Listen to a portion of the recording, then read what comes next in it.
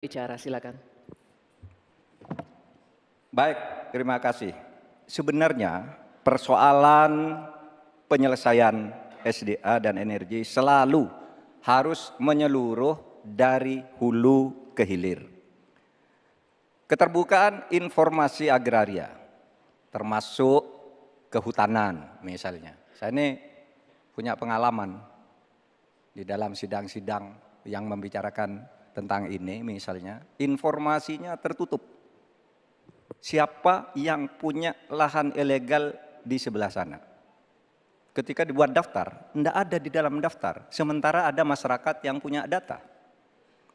Ketika ditanyakan, lalu baru ditunjukkan. Jadi penyelesaiannya tidak bisa menyeluruh. Karena kemudian atas nama keterbukaan informasi publik, mereka katakan ini rahasia.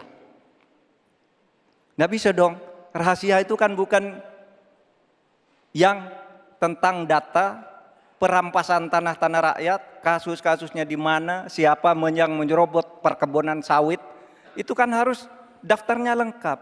Sesudah diselidiki apa yang terjadi di dalam analisis.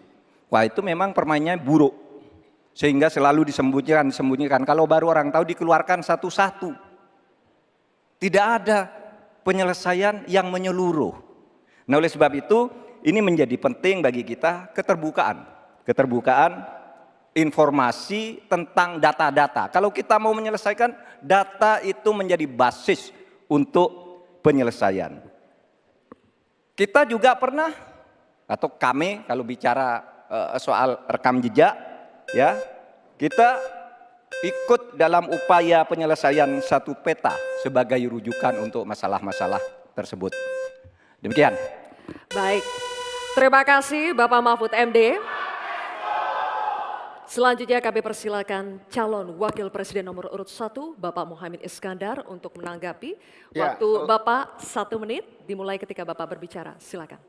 Selain yang disampaikan Pak Mahfud, salah satu yang memprihatinkan adalah data ESDM itu ada 2.500 tambang ilegal. Sementara tambang yang legal saja tidak membawa kesejahteraan. Dan kita menyaksikan dalam proses penambangan dan bisnis tambang kita, hilirisasi dilakukan ugal-ugalan, merusak lingkungan, ada kecelakaan, tenaga asing mendominasi. Di sisi yang lain juga perkembangan hilirisasi maupun tambang tidak signifikan dengan kesejahteraan masyarakat sekitar. Sulawesi Tengah, pertumbuhan ekonominya sampai sekarang bisa 13%, tinggi sekali. Tapi rakyatnya tetap miskin dan tidak bisa menikmati. Hilirisasi apa yang mau kita lakukan, sementara ilegal juga terus berlangsung. Lanjut, demikian. Terima kasih. Baik, terima kasih Bapak Muhaimin Iskandar.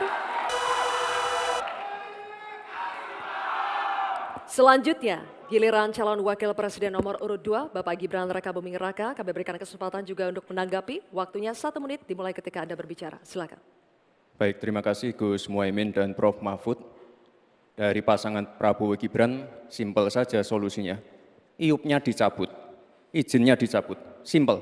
Karena sesuai Undang-Undang Dasar 1945, Pasal 33, Ayat 3 dan 4, dan juga Pancasila, Sila 4 dan 5, kita ingin sumber daya alam ini dimanfaatkan sebesar-besarnya untuk kemakmuran rakyat. Dan juga kita harus menjalankan Permen Investasi nomor 1 tahun 2022. Intinya kita ingin perusahaan-perusahaan besar ini bisa menggandeng UMKM lokal, pengusaha lokal, jadi mereka tidak besar sendiri, tapi ikut membesarkan warga lokal, pengusaha lokal, dan UMKM setempat. Terima kasih. Masih ada waktu Pak Gibran, cukup atau lanjut? Cukup? Baik. Terima kasih. Selanjutnya kita kembali ke calon Wakil Presiden nomor urut 3, Bapak Mahfud MD. Kami persilakan untuk merespons tanggapan dari calon Wakil Presiden nomor urut 1 dan 2. Terima kasih. Waktunya 1 menit Bapak, dimulai ketika Anda berbicara. Silakan. Baik, saya mencatat juga tambang ilegal sebanyak 2.500, tapi juga ada yang lebih dari itu. dalam 10 tahun terakhir terjadi deforestasi 12,5 hektar hutan kita.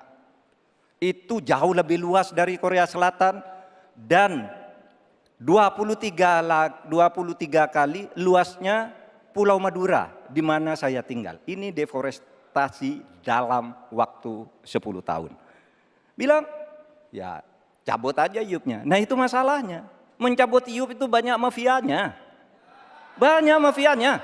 Saya sudah mengirim tim ke lapangan, ditolak. Sudah putusan Mahkamah Agung. Itu begitu. Bahkan KPK seminggu lalu mengatakan untuk pertambangan di Indonesia itu banyak sekali yang ilegal dan itu di-backing oleh aparat-aparat dan pejabat. Itu masalahnya. Baik, terima kasih Waktunya Bapak. habis, Pak Mahfud. Terima kasih.